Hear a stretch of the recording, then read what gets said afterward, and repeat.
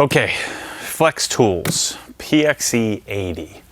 I know I've been real product heavy on you here lately, but this is a necessity, something I think that most people are going to want in their arsenal. The big question I'll answer here at the end is, do you want this, or do you want the Rupes Nano, or both? So we'll talk about that a little bit. We'll talk about pads and batteries, but I wanted to sort of open this up and show you how it comes in a box. This kit comes at 399 bucks. So it's today in July, whatever it is, 6th, 2020. The cost of this kit is $399, but I think you get a lot for it. You don't get pads, but you do get batteries, chargers, and the machine, which is what I think you want. And you get a bag, which is a pretty nice bag. I've actually been using it quite a bit. All right, so first thing the machine comes with, or the first thing you need with your machine, is a charger.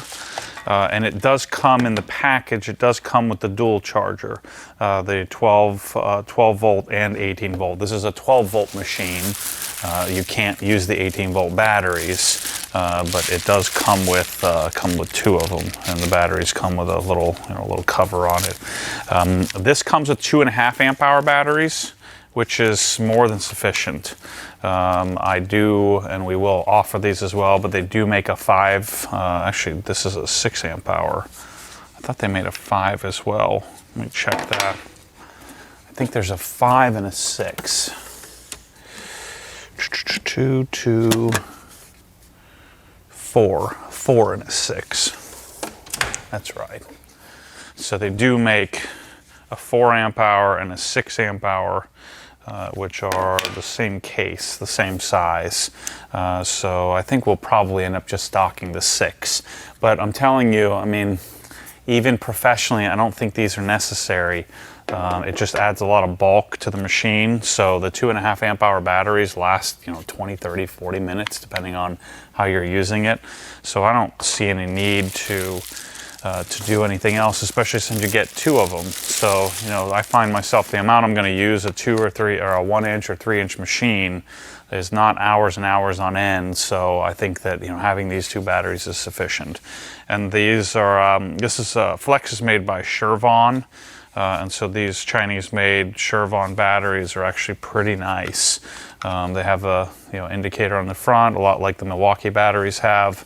But these little 12 volt guys are sufficient, I think, for this machine and operation. And you have the machine. So the PXE 80 is actually pretty darn light stock, with nothing on it. It has a quick disconnect feature, which is amazing. They have a huge advantage over the Rupes tool with their quick disconnect part to switch between rotary, 1 inch, 3 inch is really awesome. The only disadvantage this has over the Rupes is that it's a lot bulkier. So it's a bigger, I put this in more of a 3 inch class than 1 inch class. But it is, it is compact enough and light enough that it's not super fatiguing when you're using it. Then we get backing plates, so it comes with 3 different backing plates, 2 of which you'll use, 1 of which I don't think you will, but I guess some people may. So it comes with a plastic 3 inch backing plate, a plastic, the backing is a plastic, a real hard, dense plastic material, 1 inch backing plate, and then it comes with a slightly a foam-like, it's a pretty dense foam, but a foam-like sanding interface that you would glue a sandpaper, a sticky sandpaper to, which I don't think you'll use very much. And then we get our different interfaces, our different movements. There's 3 of them. Yep, 3 of them. And they're pretty easy to tell apart. One is a rotary, quick disconnected rotary attachment. And then the second attachment is a short 3mm orbit, I believe it is. And the other is a 12mm orbit. And you can tell which one's which because the size of the counterweight. This is the 12mm orbit, I think, yeah, and this is the 3mm orbit, plus the shaft is a little closer to the center.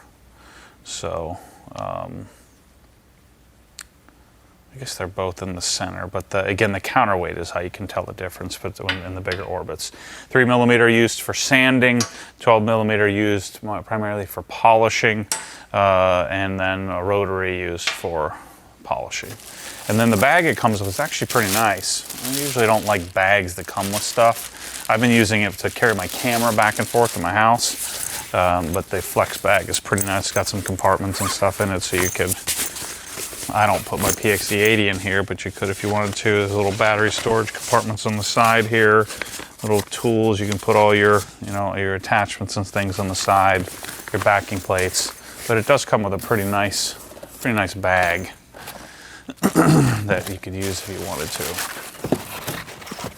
The way that they box these is not, I wouldn't call it world class. It's very, you can tell these are very much hand assembled and put in a box and shipped out. Feels very small company, but not anything that I would say is bad. It's Rupes has the same thing. You can tell that some person, some human, put this in a box for you. So it's not doesn't have a. It's not super nice, but it's it's done cleanly enough that it works well. So the batteries, what I was wondering, I'm pretty sure, I don't think the Milwaukee batteries fit on this. Let's see. Totally different company, so I would assume not. Yeah, they don't. The M18 doesn't fit, and certainly the 12 won't, because it's a completely different interface. But the batteries have a real solid click in, clearly designed specifically for this machine. You would push button release it, but like I said, the batteries feel nice and solid, and it's something that it looks German, looks well done. I'm pretty sure, the batteries say made in China. I'm not sure about the machine. Let's see, yeah, machine is made in China. So these are Chinese made, but I would assume German engineered. So I don't really care where it's made as long as it's of high quality. And there's no question that feeling this, holding this in my hand, it feels very high quality. It feels very stout.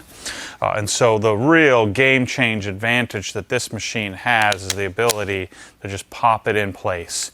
So I can take my backing plate, my movement type, and swap very quickly without any tools or any parts or pieces or any wrenches. You just simply pull it apart. So what you do is you take, let's say we wanted to do 1 inch on the DA, we would take, and just be careful because you're going plastic on metal here. So I want to get it started, thread it on. There's some knurling on this, so you can kind of hold it, tighten it, and then install. And you can see, this is where I think, to answer that question about whether or not you would want a Nano, this is quite a bit bulkier. So I still like my Nano, so I find myself, when I was using this, I had the Nano, the PXE80, the XFE15, and the Rupes LHR15. I had those 4 machines out, just depending on what section of the car, what area I was doing. I found that I like this machine best with the 3-inch backing plate. So that's my favorite. I like having it with this. Now, I did find that I would swap back and forth. I know a lot of people like to do rotary, especially in tighter areas, because if you can't get the throw and you're stalling the pad out, the rotary movement is preferred. But I don't know, I'm just a big DA guy. I prefer the dual action movement. And so this 3-inch backing plate allows us to put on a larger 3-inch pad on the machine. So it is nice that you have sort of a hybrid. You can very quickly, very easily swap back and forth from one pad to the next. from one movement to the next. So that's where this machine really excels, is the ability to be able to go back and forth. The other thing that's nice about this over the Rupes is it does, the pad does tend to move more. There's less chance of you stalling it out of the machine. Certainly doesn't bog down.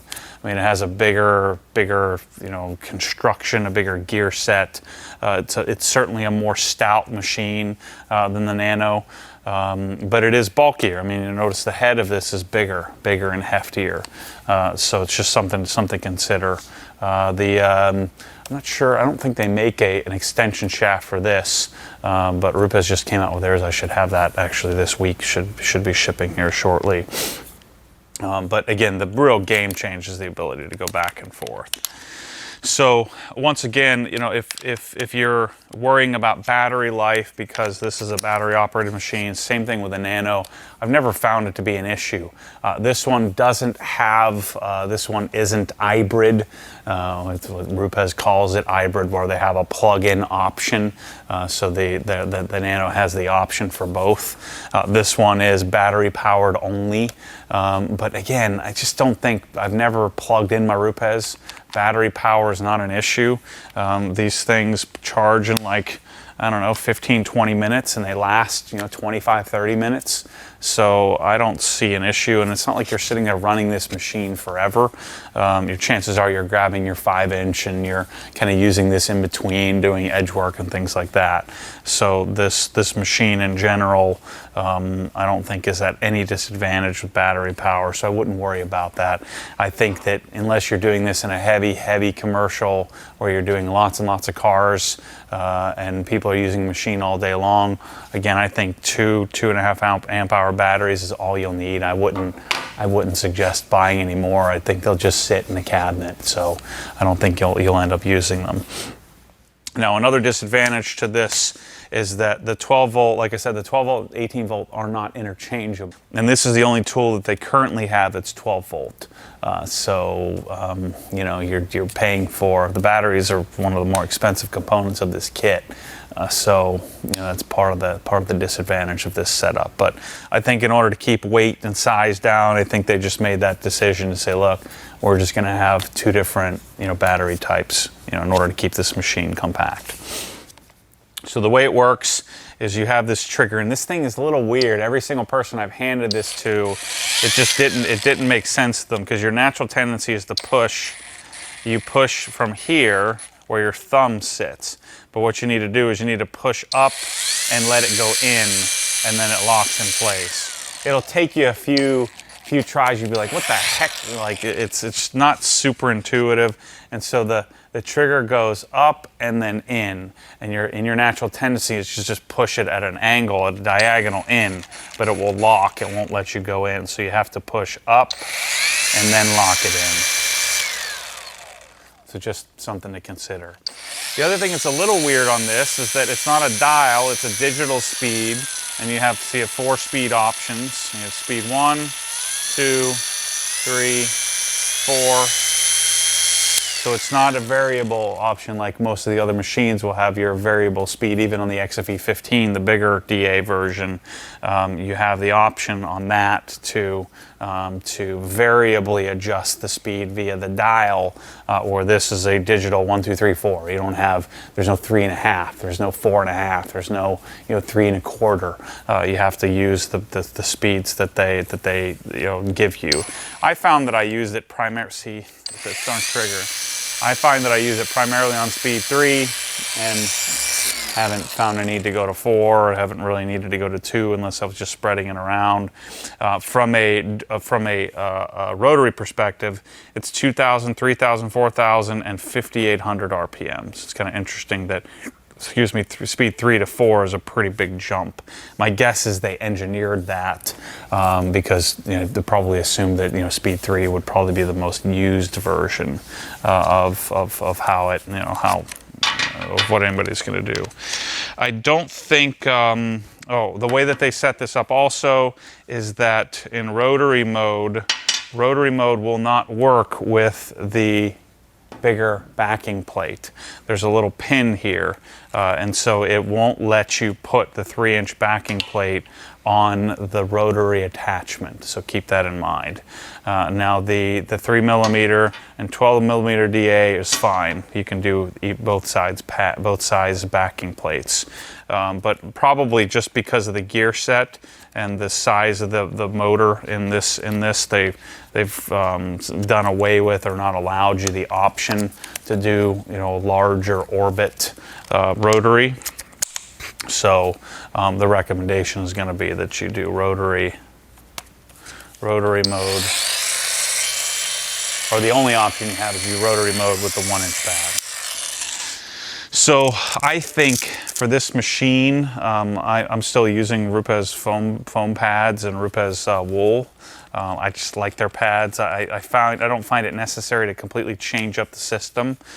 You probably should not be using microfiber. In fact, I would highly recommend against it. You shouldn't be using microfiber with rotary. You should be doing microfiber only on a dual action random orbit, largely because those fibers will just scour, they'll just cut right into the surface. Now wool will work with rotary, but microfiber, I wouldn't suggest it. I know some people probably still do it, but you know, I'm following Jason Rose's recommendation. Don't mess with that. So the pads that I would have is 3-inch and 1-inch. 1-inch Rupes, or I'm sorry, Meguiar's doesn't make a 1-inch pad. Lake Country does, so we have these available. So I would want 1-inch pads. Now, if you have your Nano, you're going to have 1-inch and 2-inch size. On this PXE80, you're going to have 1-inch and 3-inch size. And so you would want Meguiar's microfiber cutting, Lake Country microfiber cutting. I would want 1-inch, I just didn't have any in the cabinet over there, but 1-inch in the Rupes coarse wool, 1-inch and 3-inch, 1-inch and 3-inch in the medium wool, in yellow, and then in white. So 5 different pad types. And actually I have a micro pad package in the Obsessed Garage store if you want to look at that. These little mini pads are actually really expensive. Their price per inch, I guess you could say, is much higher than it is on the bigger pads. But I think that's the combination you want, and I would have Sonex Perfect Finish, probably Meguiar's 101. I would have Jessicar Crushing Compound, Sonex Cut Max. So I would have all those in my arsenal as well. Just go to the polishing section of the Obsessed Garage store. I have it all broken down of what I would suggest if you had to sort of limit yourself on what you were buying. I found I threw away a lot of my old stuff. I used to have tons of different polishes and all these pads and all these different companies and colors, and I've kind of gotten rid of that and just got back down to the basics and just keep what I know I'm going to use, and then work within the parameters of those 3 or 4 polishes and those 5 different pad types, and stay within those, and then become a bit more proficient in those specific parts and pieces. So that's about all I can think of for this this tool. Again, for $400. You know, do you buy this or do you spend, you know, $600 and get the Rupes kit? The Rupes kit comes with pads and some other things, but the Rupes kit also comes with a bunch of crap that you don't need. So I appreciate that the Flex is giving you what you need and then letting you make a choice on the rest of the stuff. You need batteries, you need the movements, you need the charger, you probably don't need a bag. But the $400 kit, I think the value on this machine is better than the Rupes kit.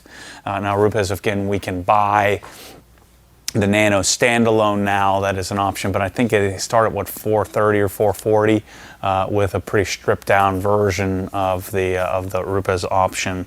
But I do think you want both. You know, so if I have the choice, I'm going to have both in my cabinet, just depending on what you're doing, especially if you have a few cars and you've got a few bucks to scrap together. If you're in this category of buying, you know, $400 polishers, I think the hierarchy for me would be LHR 15 Mark III would be my first machine. Second machine is going to be a XFE, XFE 7, which is which I'll have another video on, which is the 3-inch Flex polisher. Those would be machine 1, machine 2, machine 3 would probably be the Nano, and then this machine would be machine number 4 for me. But you know, if you're looking to save a few bucks, or if you have limited budget, maybe you do the LHR 15 Mark III, and then you do this, because this does give you a 3-inch and a 1-inch.